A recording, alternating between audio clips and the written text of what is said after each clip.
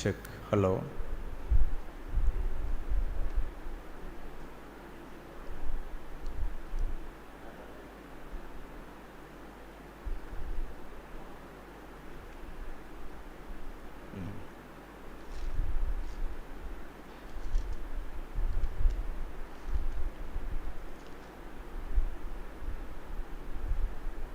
ஆரம்பிச்சிடலாம்.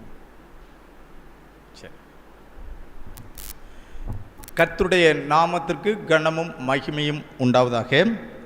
இந்த அருமையான இந்த ஓய்வு நாளின் ஆரம்ப வேளையில் கர்த்தருடைய சமூகத்தில் தொழுது கொள்வதற்காக வந்திருக்கக்கூடிய உங்கள் ஒவ்வொருவரையும் இயேசுவின் இன்ப நாமத்தினாலே வாழ்த்தி வரவேற்றுக் கொள்வதிலே மிக்க மகிழ்ச்சி அடைகின்றேன். விசேஷமாக ஒரு வேத வசனத்தை நாம் வாசிப்போம். ஏசாயா தீர்க்கதரிசியின் புத்தகம் 58 13 14 வசனங்களை வாசிக்கிறேன். என் பரிசுத்த நாளாகிய ஓய்வு நாளிலே உனக்கு இஷ்டமானதை செய்யாதபடி உன் காலை விலக்கி உன் வழிகளின்படி நடவாமலும் உனக்கு இஷ்டமானதை செய்யாமலும் உன் சொந்த பேச்சை பேசாமலும் இருந்து ஓய்வு நாளை மனமகிழ்ச்சி நாள் என்றும் கர்த்தருடைய பரிசுத்த நாளை மகிமையுள்ள நாள் என்றும் சொல்லி அதை மகிமையாக எண்ணுவாயானால் அப்பொழுது கர்த்தரில் மன மகிழ்ச்சியாய் இருப்பாய். பூமியின் உயர்ந்த இடங்களில் ஏறியிருக்கும்படி பண்ணி உன் தகப்பனாகிய யாக்கோபுடைய சுதந்திரத்தால் உன்னை போஷிப்பேன். கர்த்தருடைய வாய் இதை சொல்லிற்று என்று வேத வசனம் சொல்லுகின்றது. இந்த ஓய்வு நாள் நம் எல்லாருக்கும் ஒரு ஆசீர்வாதம் உள்ள ஒரு நாளாக இருக்கத்தக்கதாக நாம் பயபக்தியோடு கூட இந்த ஓய்வு நாளுக்குள்ளாக நாம் பிரவேசிப்போம். பயபக்தியோடு கூட நாம் கடந்து செல்ல முகமாக நாம் கண்களை மூடி ஜெபித்து பாடல் ஆராதனைக்குள்ளாக நாம் கடந்து செல்வோம். கண்களை மூடி ஜெபித்து பாடல் ஆராதனைக்குள்ளாக கடந்து செல்லலாம். ஜெபம் செய்வோம். எங்களை அதிகமாக நேசிக்கிற எங்கள் பரலோகத்தின் தகப்பனே, உம்முடைய இரக்கத்திற்காக கிருபைக்காக நன்றியோடு துதிக்கிறோம். கர்த்தர் கிருபையாக தகப்பனே, இந்த ஆராதனையில் உம்முடைய தூய பிரசன்னம் எங்கள் கூட இருந்து தகப்பனே, உம்முடைய வசனத்தை விளங்கி கொள்ளவும் பாடல்களால் உம்மை துதிக்கவும் ஜெபிக்கவும் கர்த்தர் கொடுத்த நல்ல தருணங்களுக்காக நன்றி. உடைய தூய பிரசன்னம் இந்த ஆராதனையின் ஆரம்பம் முதல் நிறை மட்டும் கிருபையாக எங்களை தங்கி வழி நடத்தட்டும். இயேசுவின் நாமத்தில் ஜெபிக்கிறோம் நல்ல பிதாவே, ஆமென்.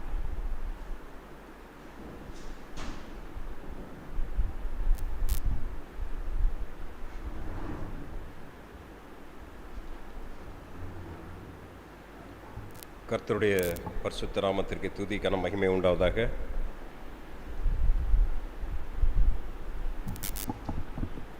I will sing unto the Lord as long as I give. That's what David says. இந்த மாலைவேளை உங்கள் அனைவரையும் வரவேற்பு மகிழ்ச்சி அடைகிறோம். குறிப்பாக நமது மத்தியிலே Pastor Larry Brown is with us. We would like to welcome you, Pastor, on behalf of our church. Your presence really will bring us a happy and joy amidst us. தேவனுடைய பிரசன்னம் நமது மத்தியிலே இருக்க வேண்டும். Unless God's presence is there, we cannot move, we cannot do anything. That's the theme of the song. Deva Prasanam Tarume, Thedi Padam Tolugirom. Deva Prasanam Tarume, Thedi Padam Tolugirom. Deva Prasanam Tarume, தேடிவும் பாதம் தொழுகிறோம். இயேசுவே உம் திவ்ய நாமத்திலே இன்பமுடன் கூடி வந்தோமே. தேவா பிரசன்னம் தாருமே, தேடிவும் பாதம் தொழுகிறோம். சாரோனின் ரோஜா லீலி புஷ்பம் சாந்த சொரூபி என் இயேசுவே. சாரோனின் ரோஜா லீலி புஷ்பம் சாந்த சொரூபி என் இயேசுவே.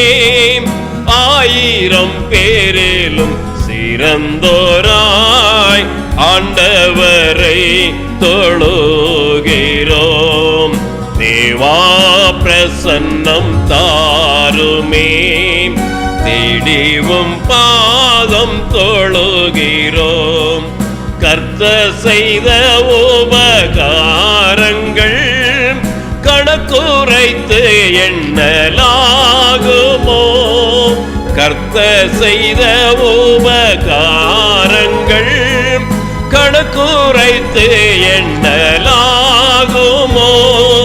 ரட்சிப்பின் பாத்திரம் கையில் ஏந்தி ரட்சகரை தொழுகிறோம். தேவா பிரசன்னம் தாருமே, தேடிவும் பாதம் தொழுகிறோம். கர்த்தர் சமூகம் ஆனந்தமே, பக்தர் சபையில் பேரின்பமே. கர்த்தர் சமூகம் ஆனந்தமே, பக்தர் சபையில் பேரின்பமே. கர்த்தர் நாமத்தை கொண்டாடுகிறோம், சுத்தர்கள் போற்றும் தேவனே. தேவா பிரசன்னம் தாருமே, தேடிவும் பாதம் தொழுகிறோம்.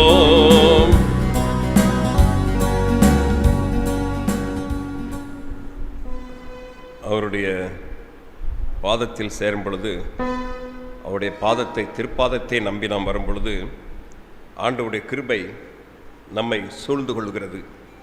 திருப்பாதம் நம்பி வந்தேன், 144வது பாடல். திருப்பாதம் நம்பி வந்தேன், கிருபை நிறை இயேசுவே. திருப்பாதம் நம்பி வந்தேன், கிருபை நிறை இயேசுவே. தமதன்பை கண்டடைந்தேன் தேவ சமூகத்திலே. தமதன்பை கண்டடைந்தேன் தேவ சமூகத்திலே. இளைப்பாறுதல் தரும் தேவா, களைத்தோரை தேற்றிடுமே. இளைப்பாறுதல் தரும் தேவா, களைத்தோரை தேற்றிடுமே. சிலுவை நிழல் எந்தன் தஞ்சம், சுகமாய் அங்கு தங்கிடுவேன்.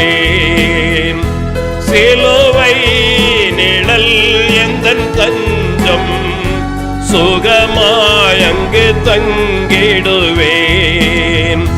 திருப்பாதம் நம்பி வந்தேன், கிருபை நிறை இயேசுவே. தமதன்பை கண்டடைந்தேன் தேவ சமூகத்திலே.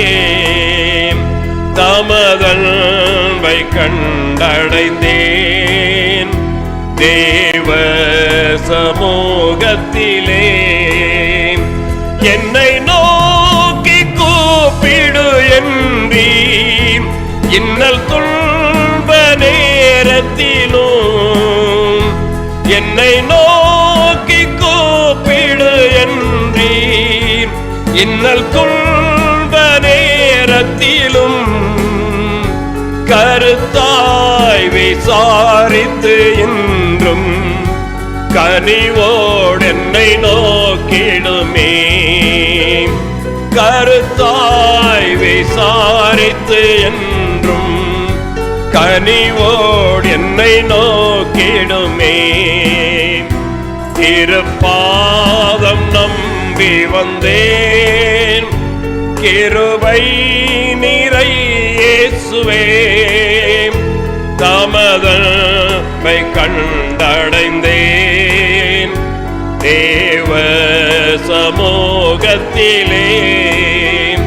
தமதன்பை கண்டடைந்தேன் தேவ சமூகத்திலே. என்னை கைவிடாதிரும் நாதா, என்ன நிந்தை நேரிடினோம். என்னை கைவிடாதிரும் நாதா, என்ன நிந்தை நேரிடினோம். உமக்காக யாவும் சகிப்பேன், உமது பலன் நீந்திடுமே. உமக்காக யாவும் சகிப்பேன், உமது பலன் நீந்திடுமே. திருப்பாதம் நம்பி வந்தேன், கிருபை நிறை இயேசுவே. தமதன்பை கண்டடைந்தேன், தேவ சமூகத்திலே. தமதன்பை கண்டடைந்தேன், தேவ சமூகத்திலே. விசுவாசத்தால் பிழைத்தோங்க பிறப்பாதை காட்டிடுமே. விசுவாசத்தால் பிழைத்தோங்க பிறப்பாதை காட்டிடுமே. வளர்ந்து கனி தரும் வாழ்வை விரும்பி வரம் வேண்டுகிறேன். வளர்ந்து கனி தரும் வாழ்வை விரும்பி வரம் வேண்டுகிறேன். திருப்பாதம் நம்பி வந்தேன், கிருபை நிறை இயேசுவே. தமதன்பை கண்டடைந்தேன், தேவ தமதன்பை கண்டடைந்தேன், தேவ சமூகத்திலே. உங்களுக்கு விருப்பமான பாடல்கள் எதுவாக இருந்தால் சொல்லலாம். சிறிய பாட்டு புஸ்தகத்திலே இல்லை என்றால் 33வது பாடலை பாடுவோம். இஸ்ரவேல் என் ஜனமே இடறிட வேண்டாம்.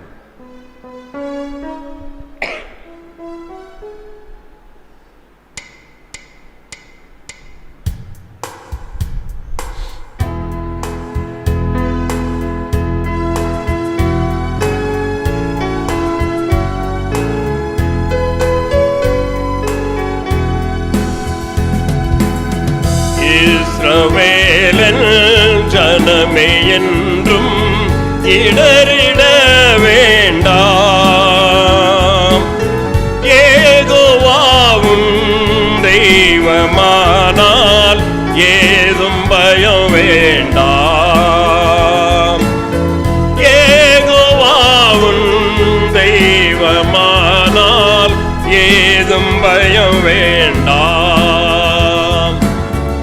ஓங்கும் புயமும் பலத்த கரமும் உன் பக்கமே உண்டு. ஓங்கும் புயமும் பலத்த கரமும் உன் பக்கமே உண்டு. தாங்கும் கிருபை தயவு இரக்கம் தாராளமாய் உண்டு. கிருபை தயவு இரக்கம் தாராளமாய் உண்டு. இஸ்ரவேல் என் ஜனமே என்றும் இடறிட வேண்டாம். யெகோவாவும் தெய்வமானால் ஏதும் பயம் வேண்டாம். பார்வோன் கைக்கு விடுத்து மீட்ட பஸ்காட்டு குட்டி. பார்வோன் கைக்கு விடுத்து மீட்ட பஸ்காட்டு குட்டி. ஆரோன் மோசே என்னும் நல்ல ஆசாரியர் உண்டு.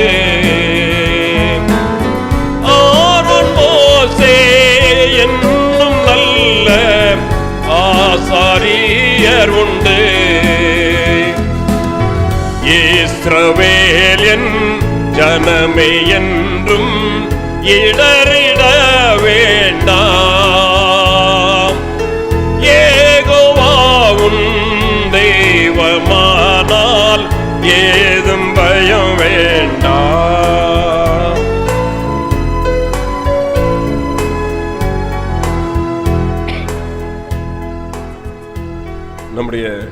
ஞாயிற்றுக்கிழமை ஆராதனை ஆரம்பிக்கத்தக்கதாக யாவரும் எழும்பி நின்று 39வது பாடலை பாடுவோம். ஆவியானவரே, அன்பின் ஆவியானவரே. Shall we all stand?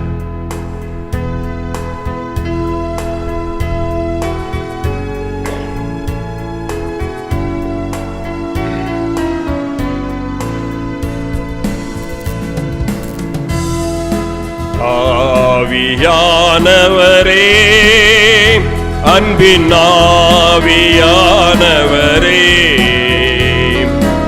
இப்போ வாரும், இறங்கி வாரும் எங்கள் மத்தியிலே.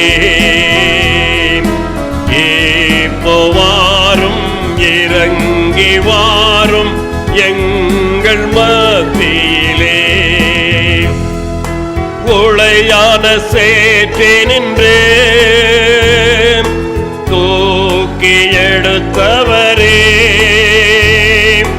உளையான சேற்றை நின்று தூக்கி எடுத்தவரே, பாவம் கழுவி தூய்மையாக்கும் இந்த வேளையிலே. எங்கள் பாவம் கழுவி தூய்மையாக்கும் இந்த வேளையிலே. ஆவியானவரே, அன்பின் ஆவியானவரே, இப்போ வாரும், இறங்கி வாரும் எங்கள் மத்தியிலே. இப்போ வாரும், இறங்கி வாரும் எங்கள் மத்தியிலே. பத்மதீவினிலே பக்தனை தேற்றினீரே, பத்மதீவினிலே பக்தனை தேற்றினீரே. என்னையும் தேற்றி ஆற்றவாரும் இந்த வேளையிலே. என்னையும் தேற்றி ஆற்றவாரும் இந்த வேளையிலே. ஆவியானவரே, அன்பின் ஆவியானவரே, இப்போ வாரும், இறங்கி வாரும் எங்கள் மத்தியிலே. இப்போ வாரும், இறங்கி வாரும் எங்கள் மத்தியிலே. சீனாய் மலையினிலே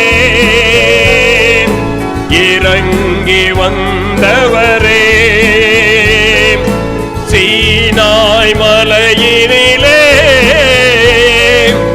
இறங்கி வந்தவரே,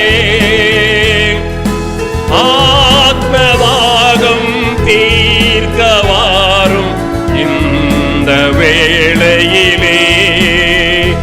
எங்கள் ஆத்மதாகம் தீர்க்கவாரும் இந்த வேளையிலே. ஆவியானவரே, அன்பின் ஆவியானவரே, இப்போ வாரும், இறங்கி வாரும் எங்கள் மத்தியிலே. ஆவியின் வரங்களினால் என்னையும் நிரப்பிடுமே. ஆவியின் வரங்களினால்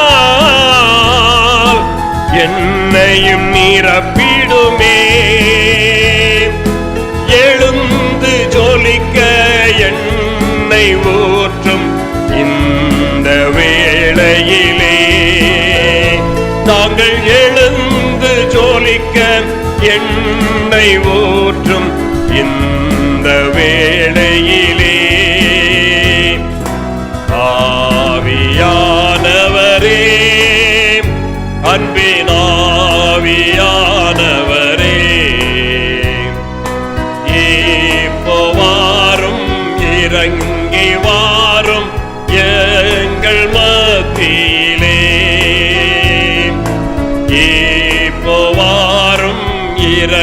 இறங்கி வாரும் எங்கள் மத்தியிலே.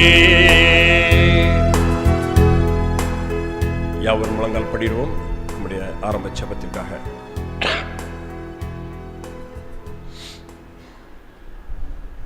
வான சிங்காசனங்களில் வீற்றிருந்து பூமியின் மனுமக்களாக எங்களை கண்ணோக்கி பார்த்து ஆஸ்வதித்து வழிநடத்தி வரும் எங்கள் நல்ல தெய்வமே, அப்பா, இந்த ஓய்வு நாளின் ஆரம்ப வேலைக்காக நம்முடைய சமூகத்தில் எங்களை தாழ்த்தி ஒப்படைக்கிறோம். கடந்த 6 நாட்களும் நீர் எங்களோடு கூட இருந்து எங்களை கண்ணின் மணிகளைப் போல பாதுகாத்து எங்களுடைய வேலையிலும் எங்களுடைய பேச்சிலும் எங்களுடைய செயலிலும் எங்களுடைய சிந்தனையிலும் அனைத்திலும் உம்முடைய கிருபை எங்களோடு இருந்து எங்களை வழியடித்து வந்த கிருபைக்கான நன்றியோடு உம்மை துதிக்கிறோம் தெய்வமே. எத்தனையோ ஆபத்துக்கள் வந்திருக்கலாம், வியாதிகள் வந்திருக்கலாம், கஷ்டங்கள் வந்திருக்கலாம், நஷ்டங்கள் வந்திருக்கலாம், வியாகுலங்கள் வந்திருக்கலாம். எல்லாவற்றிலும் எங்களை விடுவித்து காத்து இம்மட்டுமாக உம்முடைய சமூகத்தில் கொண்டு வந்து சேர்த்த கிருபைக்கான நன்றி சுவாமி. இப்போ அந்த வேளையிலுமாக நம்முடைய திருச்சபைக்கு வந்திருக்கிற ஒவ்வொரு பிள்ளைகளும் நம்முடைய சமூகத்தில் அர்ப்பணிக்கிறோம். என் தேவனுடைய பரிசுத்த கரம் தாமே தொட வேண்டும் என்று கெஞ்சிறோம் கர்த்தாவே. அப்போ அந்த வேளையிலுமாக செய்தி கொடுக்கக்கூடிய ஒரு மகனை தேவன் தொட்டு ஆஸ்வதியும் அவர் கொடுக்கக்கூடிய செய்தியானது எங்களுடைய ஆவிக்குரிய வாழ்க்கைக்கு ஒரு பலனுள்ளதாக, ஒரு பிரயோஜனம் உள்ளதாக இருக்க தேவன் கிருபை செய்ய வேண்டும் என்று கெஞ்சிறோம் கர்த்தாவே. சொல்லக்கூடிய செய்திகளை நாங்கள் ஒரு காதில் கேட்டு மறு காதில் விட்டு விடாதபடி எங்களுடைய ஆவிக்குரிய வாழ்க்கையில் அதை பிரயோஜனப்படுத்த தேவங்களுக்கு கிருபை செய்ய வேண்டும் என்று கெஞ்சிறோம் கர்த்தாவே. ஆண்டவருடைய திருச்சபை ஆஸ்வதி, திருச்சபையை நடத்திவர்களுடைய மகனை தேவன் ஆஸ்வதி கர்த்தாவே. இன்னுமாக சபைக்கு வர முடியாத பிள்ளைகளை நம்ம சமூகத்தில் அர்ப்பணிக்கிறோம். அவர்களை தேவன் கண்ணைக்கு பார்த்து உடைய நிறைவான ஆசுவாத்தை சமாதானத்தையும் கொடுக்க வேண்டும் என்று கெஞ்சிறோம் கர்த்தாவே. இன்னுமாக அடுத்த பகலில் நடக்கக்கூடிய ஆராதனைகளை நம்ம சமூகத்தில் அர்ப்பணிக்கிறோம். அதில் கலந்து கொள்ளக்கூடிய பிள்ளைகளை தேவன் ஆஸ்வதிக்க வேண்டும் என்று கெஞ்சிறோம் கர்த்தாவே. முடிவு காலத்தின் முடிவில் நாங்கள் வாழ்ந்து கொண்டிருக்கிறோம் என்பதை உணர்கிறோம் அப்பா. சாத்தான் இவனை விழுங்கலாமோ என்று வகை தேடி சுற்றித் திரிகிற காலத்தில் நாங்கள் முழுமையாக எங்களை உமக்கென்று அர்ப்பணித்து உம்முடைய செவையான பாதையிலே வழிநடக்க தேவன் கிருபை செய்ய வேண்டும் என்று கெஞ்சிறோம் சுவாமி. முதலாவது உம்முடைய ராட்சியத்தையும் உடைய நீதியும் தேட தேவன் எங்களுக்கு வேண்டிய பக்குவத்தையும் வேண்டிய ஞானத்தையும் தேவன் அருளும் கர்த்தாவே. நீ எங்களுக்கு வாக்குரைத்திருக்கும் உடைய இருதயம் கலங்க வேண்டாம், என்னிடத்தில் விசுவாசமாக இருங்கள், உங்களுக்காக ஒரு ஸ்தலத்தை ஆயத்தம் பண்ண போகிறேன் சொன்ன நல்ல கர்த்தாவே. வருத்தப்பட்டு பாரசுமக்கூடிய ஒவ்வொரு பிள்ளைகளுக்கும் தேவன் இளைப்பாறுதலை கொடுக்கக்கூடிய தேவநீர் கர்த்தாவே.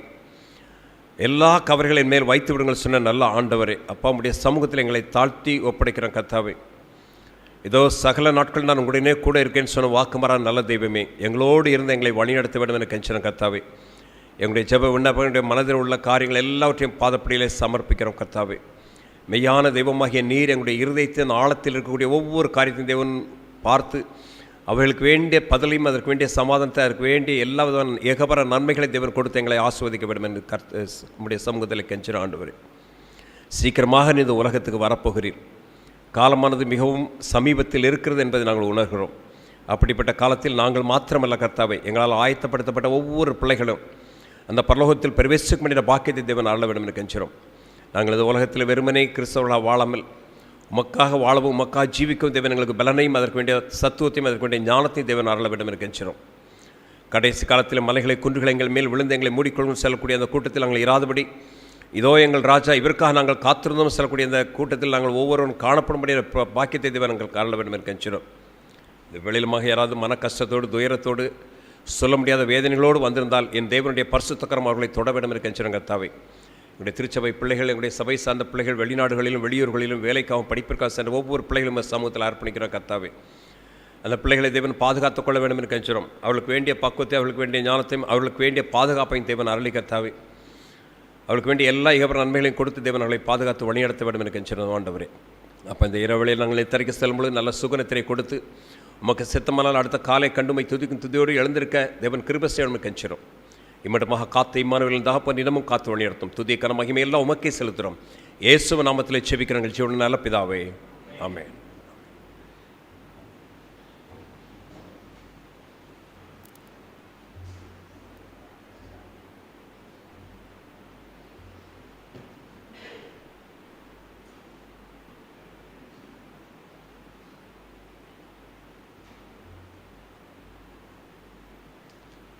ஒரு மைக்கிங் ஒன்று.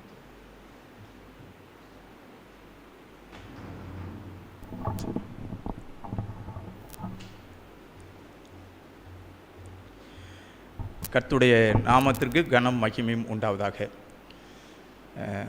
This is the time to introduce our speaker of this vesper service. இந்த ஓய்வு நாள் ஆரம்ப ஆராதனையினுடைய செய்தியாளரை அறிமுகப்படுத்தக்கூடிய நேரம். Pastor Larry Brown. இன்றைக்கி தான் நான் அவரையும் பார்த்துருக்கிறேன். Today is first I saw him. இன்றைக்கி தான் நான் அவரை பார்த்தேன். But today we had a meeting for gospel outreach volunteers at our Thanjavur Karaikal section office. இன்றைக்கி நாங்கள் எங்களுடைய காலையில் தஞ்சாவூர் காரைக்கால் செக்ஷன் ஆஃபீஸில் எங்களுக்கு இந்த தன்னார்வ ஊழியர்களுக்கென்று சுவிசேஷ களப்பணியாளர்களுக்கு இருந்த ஒரு கூட்டம் இருந்துச்சு. அதில் வந்து இவங்க வந்து செய்தி கொடுத்தாங்க. பாஸ்டர் லாரி ப்ரவுன் செய்தி கொடுத்தாங்க. The way I presented the messages really inspired. Is a God fearing man. இந்த நாளில் அவங்க கொடுத்த அந்த செய்தி உண்மைக்குமே தேவனுக்கு பயந்த மனுஷன் அப்படிங்கிறத நான் உணர்ந்து கொண்டேன். அவங்க இன்றைக்கி செய்தி கொடுப்பாங்க. அவங்கள பற்றி பாஸ்டர் சார்ல்ஸ் ராஜ்குமார் அவர்கள் கொஞ்சம் சுருக்கமாக சொன்னாங்கன்னு அதை சொல்கிறேன். 2009ஆம் ஆண்டிலிருந்து 2012ஆம் ஆண்டு வரை ஏறக்குறைய 4 ஆண்டுகள் ஸ்ரீலங்கா யூனியன், நம்ம செவன்த் டே அட்வென்டிஸ்ட் திருச்சபையினுடைய யூனியனில் அவர்கள் பிரசிடெண்ட்டாக அவங்க ஊழியம் செஞ்சுருக்கிறாங்க. அதற்கு பிறகு அவர்களுடைய தேசத்திற்கு, அமெரிக்க தேசத்திற்கு சென்று அவங்க ரிட்டையர்ட் ஆகிட்டாங்க. இப்பொழுது அவர்கள் இந்த காஸ்பல் அவுட்ரீச் அப்படிங்கிற இந்த ப்ரோக்ராமினுடைய சவுத் இந்தியா, அதாவது நம்முடைய கேரளா, கர்நாடகா, தமிழ்நாடு, இந்த 3 பகுதிகளில் இருக்கக்கூடிய இந்த வாலண்டியர்ஸ் தன்னார்வ ஊழியர்களை அவங்கள சந்தித்து அவர்களை உற்சாகப்படுத்துவதற்கு, இல்லைன்னா அவங்கள ஆலோசனைகள் சொல்லுவதற்கென்று, அவர்களுடைய பணிகளை கண்காணிப்பதற்கென்று நியமிக்கப்பட்டிருக்கிறார்கள். இன்றைக்கு அவர்கள் பாஸ்டர் சார்ல்ஸ் அவங்க கூட வந்தாங்க. அவர்கள் நாளைக்கு நமக்கு டிவைன் சர்வீஸில் செய்தி கொடுப்பார்கள். இன்றைக்கி பாஸ்டர் லாரி ப்ரவுன் அவர்கள் நல்ல ஒரு பிரசங்கியார் அப்படின்பதை நான் அவர்களுடைய அந்த சாட்சியின் மூலமாக தெரிந்து கொண்டேன். இப்பொழுது நாம் அவருடைய அந்த செய்திக்காக காத்திருப்போம். This is the time for pastor Larry brown. Pastor you come.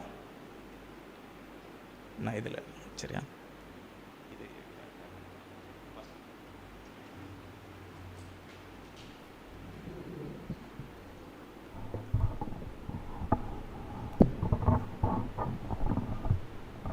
I think this will work.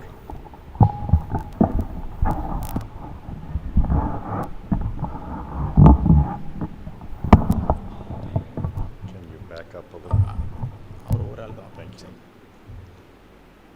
Good evening and happy Sabbath, everyone. அனைவருக்கும் மாலை வணக்கம், ஓய்வு நாள் வாழ்த்துக்கள். As I listened to your introduction, even though I couldn't understand, I found myself thinking. நான் இவர்கள் என்னை குறித்து அறிமுகப்படுத்தின பொழுது நான் சிந்தித்து கொண்டேன். First, I'm thinking if I lived up to all of these wonderful introductions, I must be a very special person.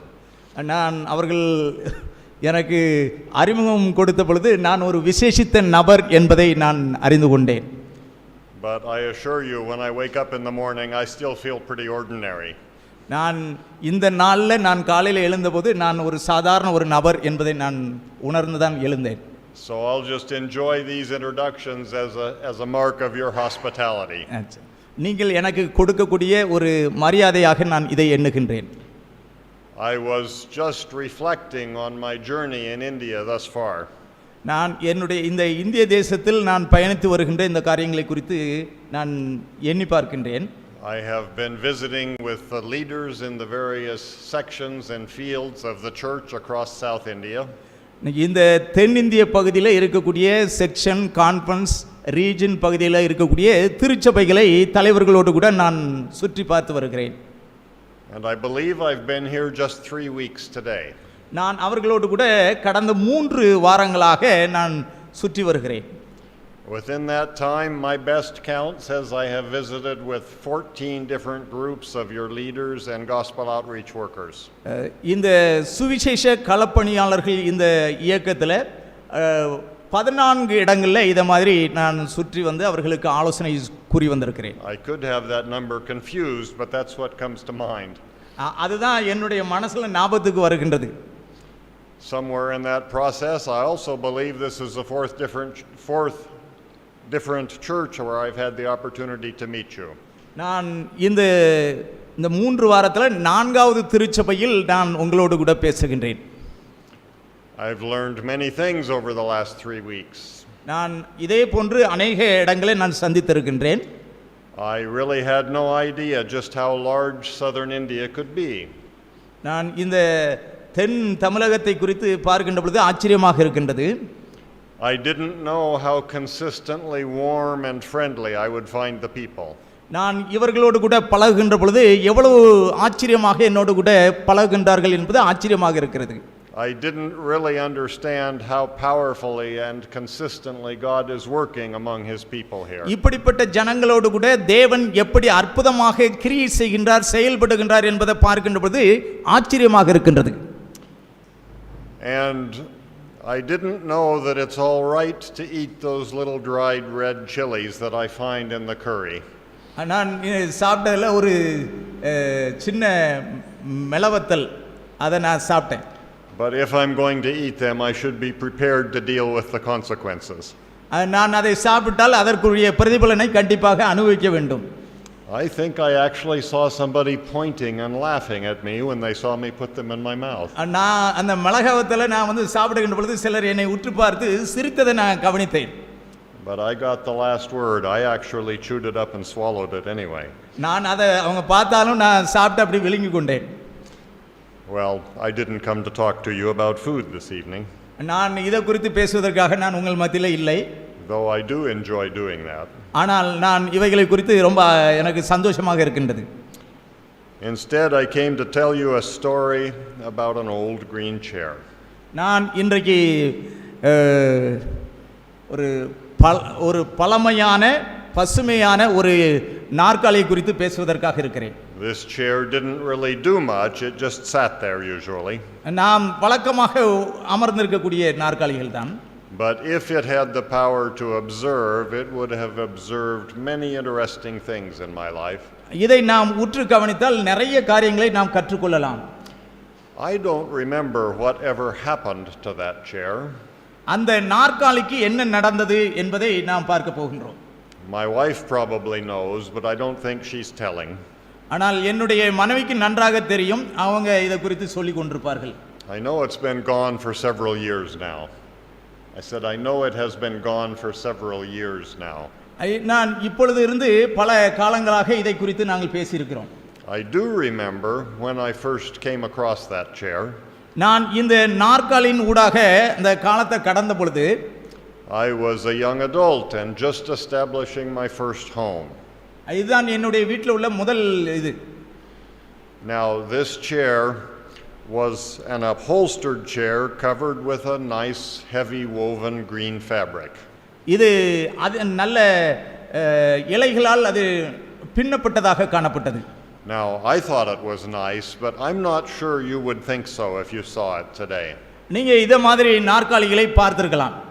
When I look around, I don't see anything that has that same color of green on it anywhere. நான் சுற்றி பார்க்கின்ற பொழுது இதை போன்ற ஒரு நாற்காலி இங்க இல்லைன்னு நான் நினைக்கிறேன். But it struck me as a solid, substantial, comfortable chair.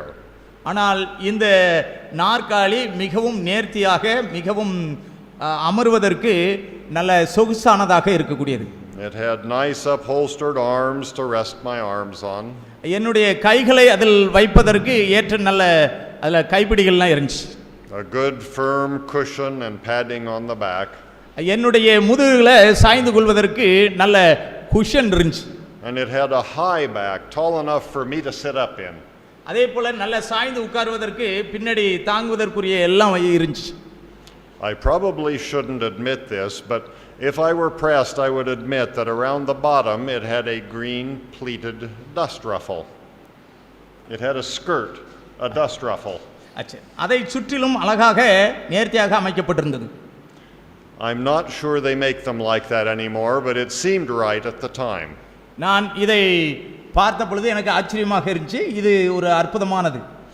I bought this sturdy green chair along with a couch that matched. நான் இதை வாங்கி வந்தேன். And it was the first time I ever set out to furnish my own home.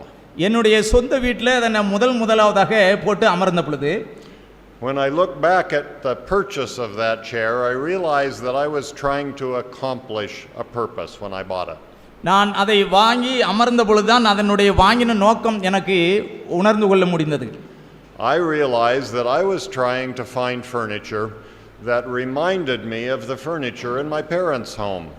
இது என்னுடைய பெற்றோர்கள் காலத்தில் இருந்த இதை போன்ற ஒரு காரியத்தை எனக்கு உணரச் செய்தது.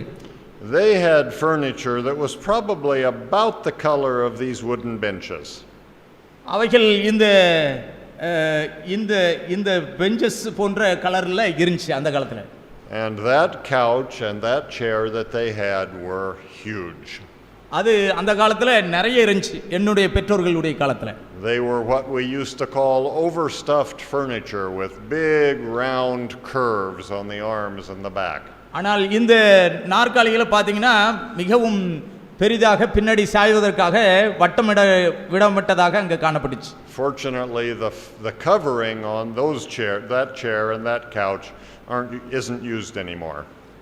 ஆனால் இவைகளை பயன்படுத்துவதில்லை. I won't even try to describe it, but it was dark brown and a little bit rough. ஆனால் இதே போன்று ஒரு அடர்த்தியான பிரவுன் கலர்ல அது இருந்துச்சு. Everything about that furniture said strength and stability. ஆனால் இவைகள் நல்ல ஒரு உறுதியாகவும் அதே போல நீண்ட உழைக்கக்கூடியதாகவும் இருந்துச்சு. And I realized looking back that when I bought my old green chair, I was trying to bring some of that stability into my life. ஆனால் இந்த நாற்காலிகள் பக்கத்துல என்னுடைய நாற்காலிகளை வச்சு நான் ஒப்பிட்டு பார்த்தேன். I wanted a home as solid as I thought my parents' home was. ஆனால் என்னுடைய பெற்றோர்களுடைய இல்லத்தில் இருந்த அவைகளையும் நான் வாங்கினதையும் பார்த்த பொழுது, now that was an illusion on my part. It was an illusion. இவைகள் எனக்கு ஆச்சரியமாக இருந்துச்சு. Because my parents' home really was not that stable. ஆனால் என்னுடைய பெற்றோர்களுடைய வீட்டில் இருக்கக்கூடிய சேர் இதை போன்று ஒரு உறுதியானதாக இல்லை. They separated when I was a teenager. அது அவைகள் எல்லாம் பிரிஞ்சு போயிருச்சு. And I left my mother who had raised me as a Seventh-day Adventist. நான் இந்த 7ஆம் நாள் அட்வென்ட் திருச்சபையில் நான் வந்த பொழுது, and I went to live with my father who wanted no part of Christianity. ஆனால் என்னுடைய தகப்பனார் நான் ஒரு கிறிஸ்துவனாக அவர்கள் வாழ்ந்தது கிடையாது. But still there was that memory of stability in my mind that I was trying to duplicate. ஆனால் அவர்கள் என்னுடைய பெற்றோர்களுடைய அந்த இதெல்லாம் நான் நினைச்சு பார்க்கிறேன். I was unsuccessful. நான் ஒரு தோல்வி அடைந்த ஒரு மனுஷனாகவே நான் இருந்தேன் அந்த காலத்துல. I kept my old green chair and enjoyed it for many years. ஆனால் நான் இந்த பச்சை நிற இந்த சேரை நான் வாங்கி இதுல ரொம்ப நாள் நான் உட்கார்ந்தது எனக்கு ரொம்ப சந்தோஷமாக இருந்துச்சு. But if that chair could be here tonight and tell you stories, it would tell you that my life fell apart. இந்த நாற்காலி இந்த ராத்திரியில உங்களுக்கு ஒரு கதை சொல்ல போகுது. I tried every hurtful form of life that I could find. நான் இது என்னுடைய வாழ்க்கையில எப்படிப்பட்ட ஒரு நிலவரமான தன்மையை கர்த்தர் எனக்கு கற்றுக் கொடுத்தார் என்பதை நான் உணர முடியும். I tried my best to follow my father's example without really understanding where it would lead me. என்னுடைய தகப்பனார் என்னை எந்த இடத்துல விட்டுட்டு போனாரு அப்படிஎன்பதை நான் அதை உணர்ந்து கொள்வதற்கு இந்த நாற்காலி ஒரு நல்ல ஒரு எடுத்துக்காட்டாக இருந்தது. And it took me 10 years to discover that my life really did not have that stability that I wanted. என்னுடைய தகப்பனாருடைய காலத்திற்கு பிறகு நான் ஒரு 10 ஆண்டுகள் எப்படி நிலவரமற்றவனாக இருந்தேன் அப்படிங்கறதை நான் உணர முடியும். There came a time when I began to notice the Spirit of the Lord speaking to me. கர்த்தர் என்னுடைய வாலிப நாட்கள்ல கர்த்தருடைய ஆவியானவர் என்னோடு கூட பேச ஆரம்பித்தார். He spoke through friends who were not Christians. என்னுடைய நண்பர்கள் மூலமாக, அதாவது கிறிஸ்தவர்கள் அல்லாத நண்பர்கள் மூலமாக பேச ஆரம்பித்தார். He spoke through the example of family members who were Christians. என்னுடைய குடும்பத்தை சார்ந்தவர்கள் கிறிஸ்தவர்கள் அவர்கள் மூலமாகவும் பேச ஆரம்பித்தார். He spoke through the Bible that my mother happily gave me when she discovered that I was thinking about spiritual things again. நான் இந்த ஆவிக்குரிய காரியங்களை குறித்து நினைத்துக் கொண்டிருக்கின்ற பொழுது என்னுடைய தாயார் எனக்கு கொடுத்த இந்த வேதாகமத்தை குறித்தும் நான் அதன் மூலமாகவும் நான் கர்த்தரை அறிந்து கொண்டேன். And I began to ask questions and to challenge and to search. நான் இவைகள் மூலமாக எனக்கு நிறைய கேள்விகள் எனக்குள்ளாக எழும்பினது. And I came to the strong conviction that I needed to make a decision for Jesus Christ. நான் கர்த்தராகிய இயேசு கிறிஸ்துவுக்கென்று தீர்மானித்து உறுதியாக வாழ வேண்டும் என்பதை நான் என்னுடைய ஆராய்ச்சியின் மூலமாக தெரிந்து கொண்டேன். It was not something that you would find in the storybooks or the movies. நாம் இது சில திரைப்படங்களில் வருவது போன்ற இந்த காட்சி அல்ல. It wasn't glamorous, it wasn't poetic or romantic. அது திரைப்படங்களில் வருகின்ற மிகவும் விரும்பப்படக்கூடிய காட்சிகள் அல்ல. I simply felt pressure from the Lord on my life. என்னுடைய வாழ்க்கையில் கர்த்தராகிய இயேசு கிறிஸ்துவை குறித்து அறிந்து கொள்ள வேண்டும் என்கின்ற ஆர்வம் எனக்குள் அதிகமாக வந்தது. Convincing me that I already knew what was true and I simply needed to make a choice.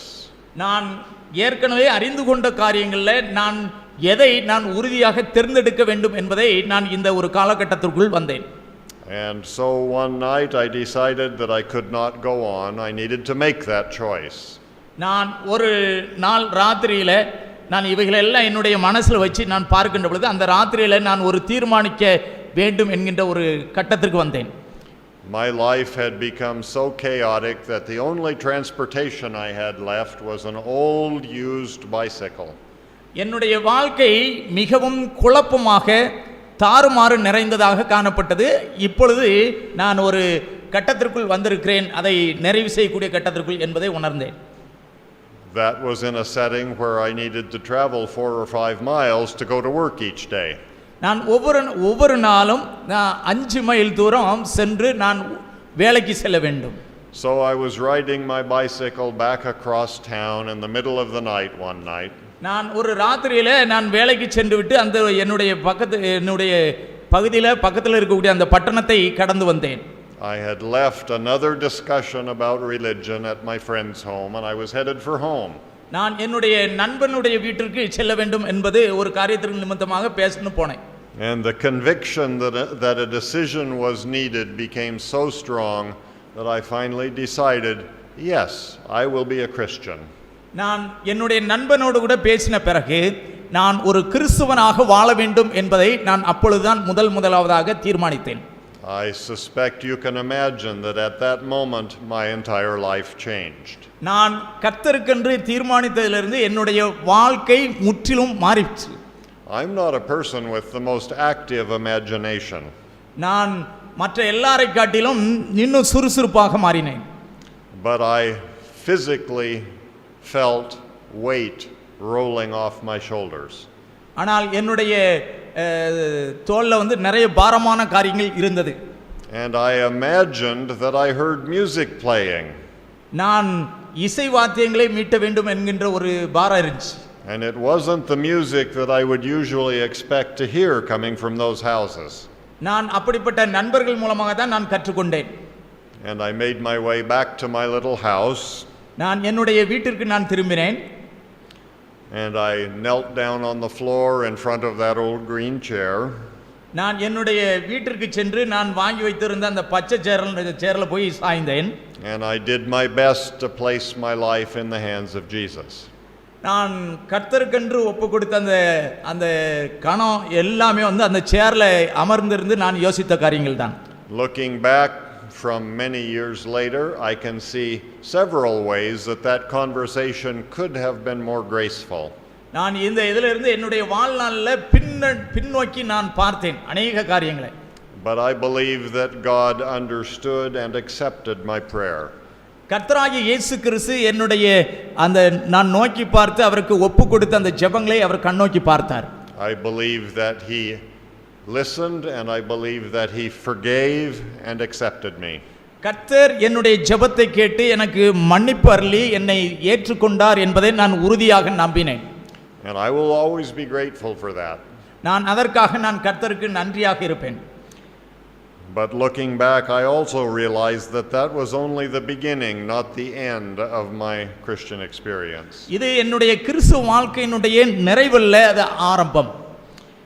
That old green chair, if it could speak to you, would tell you that there was a struggle that was just beginning that day.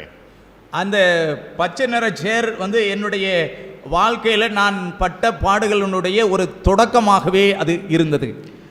Because I knew when I became a Christian all about the law of God and the need to obey. நான் கர்த்தராகிய இயேசு கிறிஸ்துவை அறிந்த பொழுது அவருடைய பிரமாணங்களை குறித்து 10 பிரமாணத்தை குறித்து கேள்விப்பட்டு அதற்கும் கீழ்ப்படிய வேண்டும் என்பதை நான் உணர்ந்து கொண்டேன், அறிந்து கொண்டேன். I knew that there was a judgment to come and that my life would be evaluated, weighed in that judgment. நியாய தீர்ப்பு ஒன்று இருக்கின்றது இறுதியில. அதுல என்னுடைய சொந்த வாழ்க்கையில் இருக்கக்கூடிய காரியங்களை குறித்து நான் கணக்கு ஒப்புவிக்க வேண்டும் என்பதை நான் அறிந்து கொண்டேன். I knew in various ways that my life would need to be purer, cleaner before I could stand in that judgment. நான் கர்த்தராகிய இயேசு கிறிஸ்துவுக்கென்று ஒரு பரிசுத்தமான ஒரு வாழ்க்கை வாழ்ந்து நான் அவருக்கென்று நிற்க வேண்டும் என்பதை அறிந்து கொண்டேன். I knew that there were parts of my life that were impure that I didn't even understand. என்னுடைய வாழ்க்கை ஒரு காலத்துல ஒரு சுத்தமில்லாத ஒரு காரியமாக இருந்துச்சு, பாவம் நிறைந்ததாக இருந்தது என்பதை நான் உணர்ந்து கொண்டேன். And I knew somehow that it was my responsibility to find those problems and fully surrender them to God. நான் இந்த பாவ பிரச்சனைகளுக்கெல்லாம் நான் ஒரு பதிலை கண்டு நான் கர்த்தருக்கென்று நான் ஒப்பு கொடுத்தேன். I don't think I'm all that unusual of a person. நான் மற்றவர்களைப் போல ஒரு வழக்கமான ஒரு காரியம் அல்ல என்பதை நான் அறிந்து கொண்டு அதில் ஜாக்கிரதையாக இருந்தேன். I know I look a little unusual in this room, but we're really the same kind of person. நான் வழக்கமான காரியம் அல்ல, நான் இது தேவன் நமக்கு ஒரு காரியத்தை வெளிப்படுத்தியிருக்கிறார் என்பதை நான் ஒவ்வொரு நாளும் நான் ஜாக்கிரதையாக இருந்தேன். And I think that inside some of you probably understand that struggle that I'm talking about.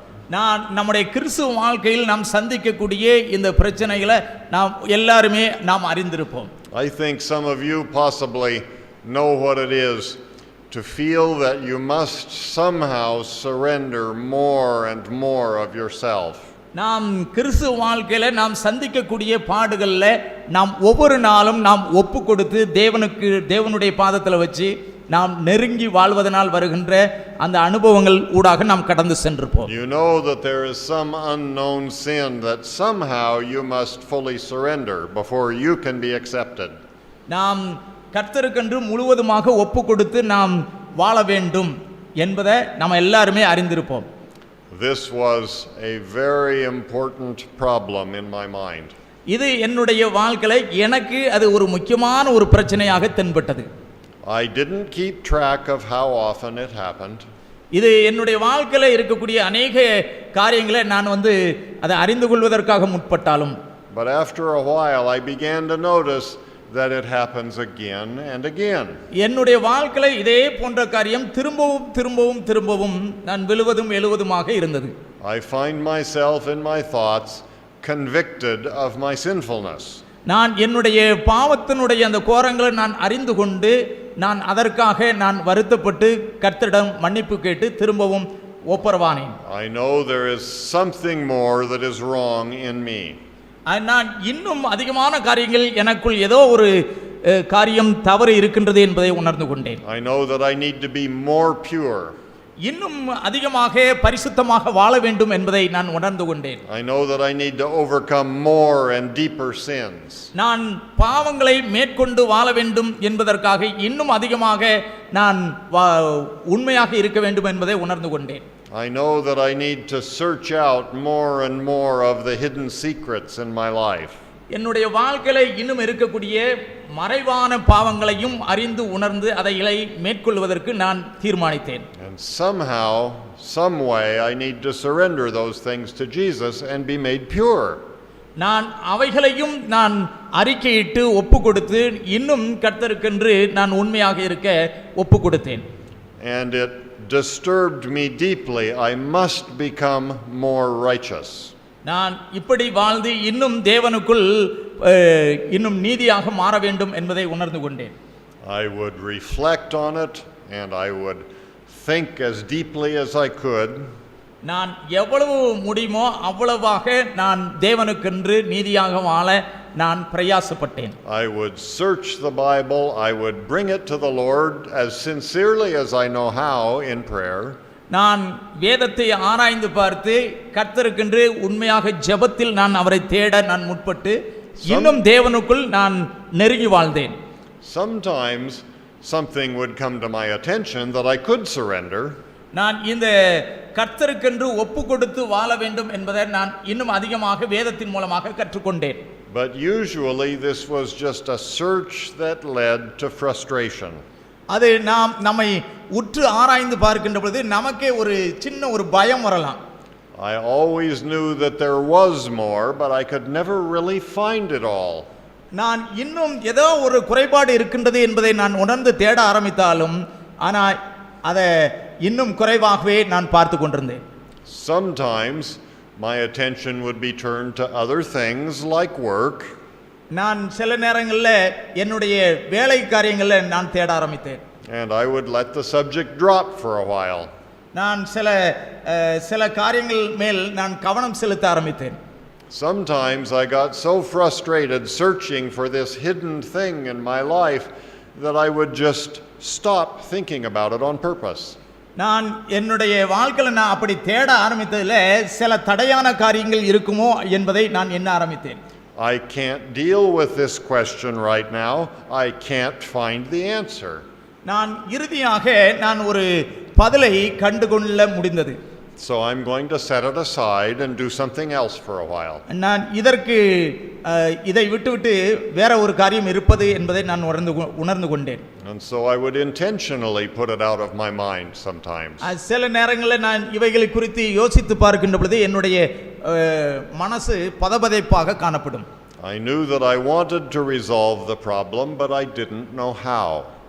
ஆனால் இவைகளை குறித்து பார்க்கின்ற பொழுது எப்படி இவைகளை நான் சரி செய்ய வேண்டும் என்பதை நான் ஆசைப்பட்டாலும் என்னால் முடியலை. When I look back, I realize that happened several times a year over a period of 7 years. இப்படியாக என்னுடைய வாழ்க்கையில ஆரம்பத்தில் இருந்து ஒரு 7 ஆண்டுகள் கடந்து போயிற்று. I became a Christian and then I wrestled with this problem of purity and forgiveness for 7 more years. இப்படியாக 7 ஆண்டுகள் பாவத்தை மேற்கொள்வதற்கும் இன்னும் பரிசுத்தத்தின் மேல் பரிசுத்தம் அடைவதற்கும் நான் பல பாடுகள் பட்டேன். Even if you haven't experienced this yourself, you may be able to imagine how frustrating that was for me. நீங்கள் இதை கற்பனை செய்து பார்க்கலாம். ஒருவேளை உங்களுடைய வாழ்க்கையிலும் நம்ம எல்லாருடைய வாழ்க்கையிலும் இப்படிப்பட்ட அனுபவத்துக்குள்ளாக கடந்து போயிருக்கலாம். Or maybe you have experienced it for yourself. நாம் இப்படிப்பட்ட அனுபவங்கள் நமக்கும் இருந்திருக்கும். Only you and the Lord know the answer to that. இப்படிப்பட்டவைகளுக்கு உங்களுக்கும் தேவனுக்கும் இடையில தான் அந்த பதில் தெரியும். On the night of my story, I didn't know that my 7 years was the full story. நான் ஒரு ராத்திரி என்று சொன்னேன். இந்த கடந்த 7 நாட்களுக்கு என்று ஒரு முடிவு உண்டாகக்கூடிய அந்த நாள் வந்துச்சு. But I did know that bothersome subject had raised itself in my mind yet again.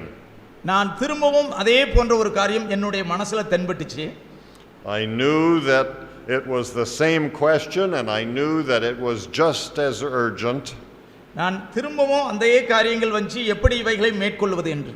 And I knew that I still did not know the solution. நான் இதற்கு பதிலற்றவனாக நான் நின்று கொண்டிருந்தேன். But on this night something changed. இந்த ராத்திரியில அப்படி இல்ல, ஒரு வித்தியாசமான ஒரு காரியம் எனக்கு தென்பட்டது. I don't know exactly how it changed, but I know that it did. ஆனால் அது எப்படி நடந்தது என்று தெரியாது. ஆனால் அந்த ராத்திரியில என்னுடைய மனசுல ஒரு பெரிய மாற்றம். It was 7 years later. I had found a new wife and a new home. நான் இந்த 7 ஆண்டுக்கு பிறகு ஒரு புதிதான வாழ்க்கை துணையை கண்டுகொண்டேன். You haven't met my wife, by the way, but she might be watching through this camera here tonight. நான் நினைக்கிறேன் நீங்க ஒருவேளை என்னுடைய மனைவியை பார்ப்பதற்கு வாய்ப்பில்லை, ஆனால் என்னுடைய மனைவி இந்த கேமரா மூலமா பார்ப்பாங்க அப்படின்னு சொல்லி நான் நம்புறேன். But even if she isn't watching, it's still okay for me to tell you I'm thinking about her this evening, right? நான் அப்படி நான் நினைக்கின்றேன். Well, it must have been a Saturday night. அது ஒரு ஓய்வு நாள், சனிக்கிழமை ராத்திரி. It was evening and my wife was tired and she had gone off to bed. என்னுடைய மனைவி ரொம்ப களைப்பாக இருந்து அவர்கள் படுக்கைக்கு போயிட்டாங்க. And I remember that there was no time pressure on me that night. ஆனால் அந்த ராத்திரியில எனக்கு தூக்கம் வரல. That must be because we didn't have to get up to go to church in the morning. நான் காலையில எழுந்து நான் ஆலயத்துக்கு செல்ல வேண்டும். And so it wasn't a Friday night. அது சனிக்கிழமை ராத்திரி இல்ல, அது வெள்ளிக்கிழமை ராத்திரி. And I knew I didn't have to be to work in the mornings, so it wasn't Sunday night. ஞாயிற்றுக்கிழமை காலையில வேலைக்கு செல்ல வேண்டும். That's why I tell you this must have happened on a Saturday night. இது சனிக்கிழமை night தான். I had some time on my hands with no time pressure. நான் என்னுடைய அந்த நேரத்தை நான் யோசித்து கொண்டிருந்தேன். And somehow it came to my mind when this question began to bother me again. இந்த ஏற்கனவே 7 ஆண்டுகளாக நான் யோசித்து கொண்டிருந்த இந்த கேள்வி எனக்குள் திரும்பவும் வந்தது. I have wrestled with this problem long enough. இந்த 7 ஆண்டுகள் இந்த பாவத்திலும் இவையிலும் நான் போராடி கொண்டிருந்த இது திரும்பவும் எனக்கு வந்துச்சு. I have let this thing frustrate me too many times. இவைகள் என்னை பல முறை என்னை அச்சுறுத்தி கொண்டிருந்தது. I'm not going to do this anymore. நான் இதை குறித்து திரும்ப நான் யோசிக்க போறதில்லை அப்படின்னு சொல்லி யோசிச்சிட்டு இருந்தேன். And I began to speak to the Lord about it in prayer. நான் கர்த்தரிடத்தில் ஜெபத்திலே நான் இவைகளை குறித்து நான் யோசித்தேன். I distinctly remember kneeling down on the floor and putting my face in the cushion of that old green chair. அந்த பச்சை நிற அந்த சேர்ல இருந்து நான் இறங்கி என்னுடைய முகம் தரையில பட நான் அப்படியே முழங்கால் படிட்டு ஜெபித்தேன். Those sturdy upholstered arms rising up on both sides of my head. என்னுடைய கரத்தை நான் வானத்தை நோக்கி நான் உயர்த்தி நான் ஜெபித்தேன். And I remember saying to the Lord, I have as much time as it takes. நான் अनेक நேரங்களில் நான் இதை குறித்து யோசித்துக் கொண்டிருக்கிறேன். I don't have anywhere else to be, nothing else to do. ஆனால் ஒன்றும் என்னால் செய்ய இயலவில்லை. I have all night, I have all day tomorrow if it's necessary. ஆனால் எனக்கு இதை அவசியமாக இருக்கின்றது என்பதை உணர்ந்தேன். I'm here, I'm on my knees. நான் என்னுடைய அந்த முழங்கால்ல இருந்து I'm not going anywhere until you resolve this problem for me. இந்த பிரச்சனையை நீங்க தீர்க்கிற வரைக்கும் நான் முழங்கால்ல இருந்து எழும்புவதில்லை என்பதை நான் தீர்மானித்தேன். You are stuck with me. நீங்கள் என்னோடு கூட நீங்க குறுக்கிடணும். I must know what I need to surrender to you. நான் உம்மிடத்தில் முழுவதுமாக ஒப்பு கொடுப்பதற்கு என்ன செய்யணும் அப்படிங்கறத நான் அவரிடம் கேட்டேன். I cannot continue to wonder. நான் இதே போன்று நான் தாமதித்துக் கொண்டிருக்க இல்ல சுற்றுவதற்கு நான் காலதாமதப்படுத்த நான் ஆயத்தமாக இல்லை. What other dark corner of my life may I search out? நான் என்னுடைய வாழ்க்கையில இருண்ட பாகம் என்ன, அவைகளை அகற்றிவிட என்ன அப்படி சொல்லி நான் கேட்டேன். What other challenge must I face and overcome? நான் இப்படிப்பட்ட ஒரு இருளான காரியத்தை, பாவமான காரியத்தை மேற்கொள்ள என்ன செய்ய வேண்டும்? How do I find the point where I know you have accepted me? நீங்க என்னை ஏற்றுக்கொண்டீங்க அப்படிஎன்பதற்கு என்ன நிச்சயம் என்பதை உணர்ந்து கொள்ள வேண்டும் என்று நான் ஜெபத்தில் போராடினேன். It was the same question it had been for 7 years. நான் இதே கேள்வியோடு கூட கடந்த 7 ஆண்டுகள் நான் போராடி கொண்டிருக்கிறேன். But I had reached the point at which I was not willing to put it off any longer. நான் இப்படிப்பட்ட இதுல இனி நான் 7 ஆண்டுகள் போன்று இனியும் நான் காலதாமதப்படுத்துவதற்கு ஆயத்தமாக இல்லை என்பதை சொன்னேன். There must be an answer. I don't know it. You do. எனக்கு தெரியாது, நீங்க உங்களுக்கு தெரியும், நீங்க எனக்கு செய்யுங்க அப்படினு சொல்லி நான் ஆண்டவரிடம் ஜெபித்தேன். So I'm here until you answer my question. நீங்க என்னுடைய கேள்விக்கு பதில் கொடுக்கும் வரை நான் கேட்பேன். The language was not graceful or polished. இது பாசையில நாம விளக்க முடியாது. but it was as sincere as I know how to be. நான் கர்த்தருக்கென்று எப்படி உண்மையாக இருக்க வேண்டும் என்பதை நான் தேவனிடம் போராடினேன். And I settled down with my face in that old green chair to spend as long as it took. நான் அந்த பச்சை நிற சேர்ல இருந்து இறங்கி நான் முழங்கால் படியிட்டு நீண்ட நேரமாக ஜெபித்தேன். I don't remember the whole conversation all that clearly. ஆனால் தேவனோடு கூட நான் ஜெபித்த அந்த ஜெபத்துல நான் என்னெல்லாம் சொன்னேன் அப்படிங்கிறது எனக்கு இன்னும் ஞாபகம் இல்லை. I don't know how long I knelt there. நான் எவ்வளவு நேரம் முழங்கால் படியிட்டு இருந்தேன் என்று எனக்கு தெரியாது. The time wasn't what was important to me. ஆனால் அந்த நேரம் எனக்கு முக்கியமானதாக தென்படவில்லை. I remember that I asked my old familiar questions over and over again. எனக்கு மிகவும் பழக்கமான பரிச்சயமான அந்த கேள்வி திரும்பவும் வந்து கொண்டே இருந்தது. I remember that I described to God repeatedly what the problem was in my mind. என்னுடைய மனசுல இப்படிப்பட்ட ஒரு பிரச்சனை இருக்குது, அதை நீங்க தான் தீர்த்து வைக்கணும் அப்படின்னு சொல்லி நான் தேவனோடு கூட தொடர்ந்து நான் கேட்டேன். These questions and these complaints and these demands circled around in my mind. இந்த கேள்விகள் என்னுடைய சிந்தையில வந்து மேலும் மேலும் மேலும் பிரச்சனைகளையும் முறையீடுகளாக சுற்றி கொண்டே இருந்தது. Sometimes I repeated them, sometimes I just waited and listened. நான் சில நேரங்களில் இதை கேட்டுக்கொண்டிருந்தேன், சில நேரத்தில் நான் ஜெபத்தில் அப்படியே வந்து காத்து கொண்டிருந்தேன். At one point I remember that a Bible verse ran through my mind. ஆனால் ஒரே ஒரு காரியம் வேதத்தின் மூலமாக எனக்கு வசனத்தின் மூலமாக வெளிப்படுத்தப்பட்டது. It was a verse that I had memorized in the past and knew well.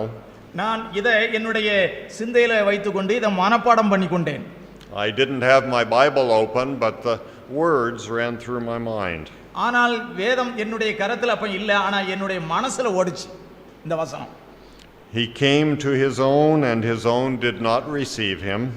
ஆனால் அவர் தம்முடைய சொந்தத்தில் வந்தும் சொந்தத்தில் உள்ளவர்கள் அவரை ஏற்றுக்கொள்ளவில்லை. But to those who received him, who believed in his name, he gave the right to become children of God. ஆனால் அங்கு வசனம் வந்து சொல்லுகின்றது, அவருடைய நாமத்தில் விசுவாசம் உள்ளவராய் அவரை ஏற்றுக்கொண்டவர்கள் எத்தனை பேர்களோ அத்தனை பேர்களும் தேவனுடைய பிள்ளைகளாகும்படி அவர்களுக்கு அதிகாரம் கொடுத்தார். Who were born not of blood nor of the will of the flesh. அவர்கள் இரத்தத்தினாலாவது மாம்ச சித்தத்தினாலாவது புருஷனுடைய சித்தத்தினாலாவது பிறவாமல், nor of the will of man but of God. தேவனால் பிறந்தவர்கள். யோவான் 1:12-13 வசனங்கள். Now I realize I didn't tell the pastor which verse that was. நான் வசனத்தை சொல்ல, நான் பாஸ்டர் வசனத்தை சொல்லிட்டாரு. I didn't even think about the verse number when it ran through my mind. I just heard the words. ஆனால் என்னுடைய மனசுல இந்த வசனத்தை நான் புரட்டி பார்க்கல, ஆனா என் மனசுல இந்த வார்த்தைகள் வந்துச்சு. But in case you're curious, it's in the Gospel of John, the first chapter. யோவான் சுவிசேஷம் 1வது அதிகாரத்துல, and you find it in verses 11 through 13. இங்க 11வது வசனத்திலிருந்து 13வது வசனம் வரை உற்று கவனித்தீர்கள் என்றால், but those words just ran quickly and clearly through my mind. ஆனால் இந்த வசனங்கள் என்னுடைய மனசுல உடனே வந்துச்சு நான் ஜெபத்தில் இருக்கின்ற பொழுது. And then there was probably another moment of listening. நான் இந்த வார்த்தைகளை நான் கேட்டுக்கொண்டே கவனித்துக் கொண்டே இருந்தேன். And then I began again to ask my old questions. நான் என்னுடைய கேள்விகளையும் நான் தேவனிடம் ஜெபத்தின் மூலமாக கேட்டேன். To continue to plead, to continue to search. நான் தொடர்ந்து ஜெபத்திலே நான் ஆராய்ந்து தேடினேன். And then I thought, wait a moment.